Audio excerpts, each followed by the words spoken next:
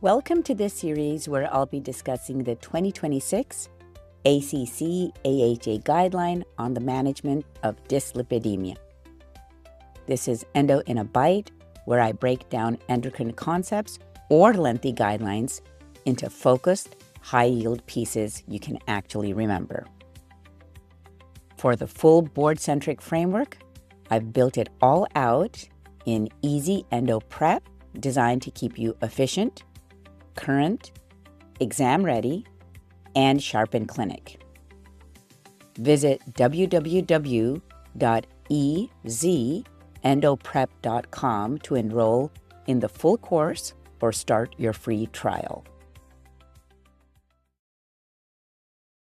For today's episode, I decided to go back and review what's new in the new AHA-ACC Guidelines 2026, because I really want to move on to the new diabetes guideline that ACE has released 2026. I'm quite excited for that. So I want to quickly wrap up these guidelines, but still hit all the pertinent points.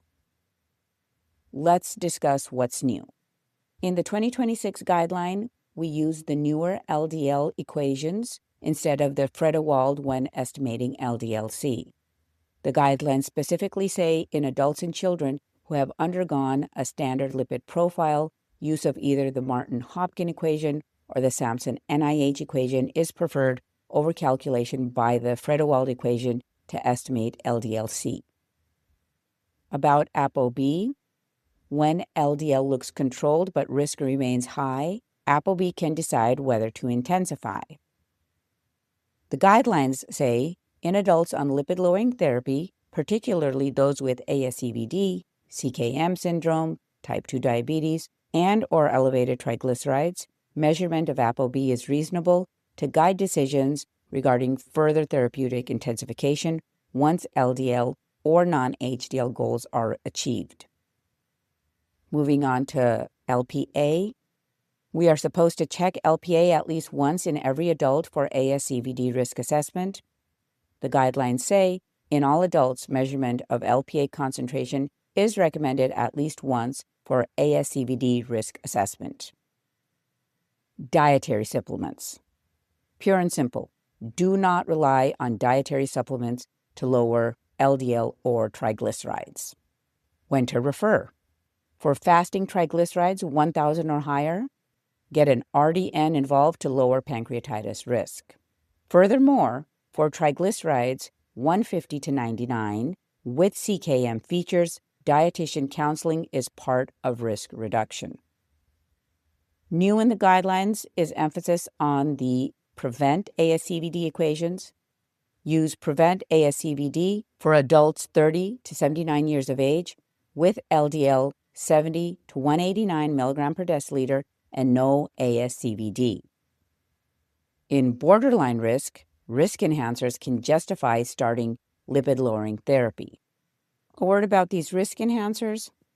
Risk enhancers include history of premature ASCVD in a parent or sibling, onset age less than 55 years for men, less than 65 years for women, higher risk ancestry, for example, South Asian, Filipino, high polygenic risk, if measured, chronic inflammatory diseases, including SLE, rheumatoid arthritis, advanced psoriasis, inflammatory arthritis, LPA equal or more than 125 nanomole per liter or more than 50 milligram per deciliter. If we're using milligram per deciliter, 50 is the cutoff point. High reactive CRP equal or more than 2 milligram per liter on more than one occasion, if measured. Triglycerides equal or more than 175 if non-fasting, and equal or more than 150 if fasting, milligram per deciliter. CKM syndrome is high risk. LDL persistently above 160 to 189. Non-HDL equal or more than 190 to 219, or ApoB equal or more than 120 milligram per deciliter. LDL 160, non-HDL 190, ApoB 120. And then reproductive risk markers associated with ASCVD events include hypertensive disorders of pregnancy, so preeclampsia, gestational hypertension, gestational diabetes, small for gestational age, birth weight below the 10th percentile, preterm delivery before 37 weeks of gestation, and recurrent spontaneous pregnancy loss. Other reproductive risk markers include early menarche, less than 10 years old, early menopause, less than 45 years old, especially premature menopause, less than 40-year-olds. And then PCOS and irregular menses is also a reproductive risk marker. Going back to the specific guidelines, again, if CRP stays 2 or higher twice without another cause, high-intensity statin can be useful. And as a review, reproductive history can change ASCVD risk, especially early menopause and adverse pregnancy outcomes. If lipid-lowering decision is still unclear, CAC should help guide the choice. CAC of 0 can support deferring therapy only when no high-risk conditions are present. If CAC is above 0, especially 100 or higher, we start lipid-lowering therapy. And CAC can also help decide how intensive lipid-lowering therapy should be. As a reminder, incidental CAC on non-cardiac CT still matters for treatment decisions. Let's now end with numbers to remember, and I would highly recommend you to have the PDF in front of you so you can follow along. The prevent equation LDL range is 70 to 189 milligram per deciliter. Prevent equation age range, when we use prevent equation, is age 30 to 79 years of age. Triglycerides needing dietitian referral equal or more than 1,000 milligram per deciliter. Triglycerides as a risk enhancer, non-fasting equal or more than 175, fasting equal or more than 150 milligram per deciliter. LPA cutoff equal or more than 50 milligram per deciliter. High sensitivity C-reactive protein cutoff equal or more than 2 milligram per liter. And then the levels that present as risk enhancers: LDL persistent elevation, 160 to 189 milligram per deciliter. Non-HDL, 190 to 219. ApoB, equal or more than 120. Again, risk enhancers is when LDL is 160 to 189, non-HDL 190 to 219, ApoB equal or more than 120. CAC score favoring lipid-lowering therapy equal or more than 100.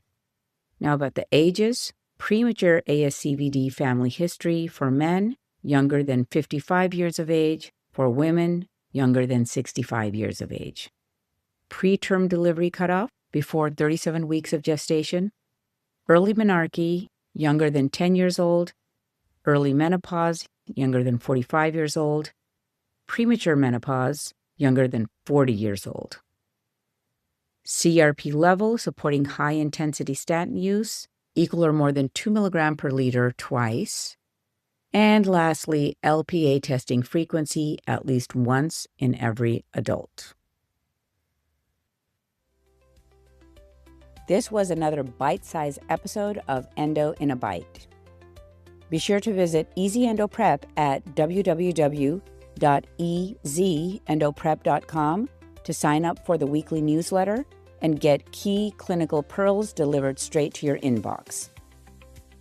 Next episode, we will continue with what's new with the new 2026 AHA ACC lipid guidelines.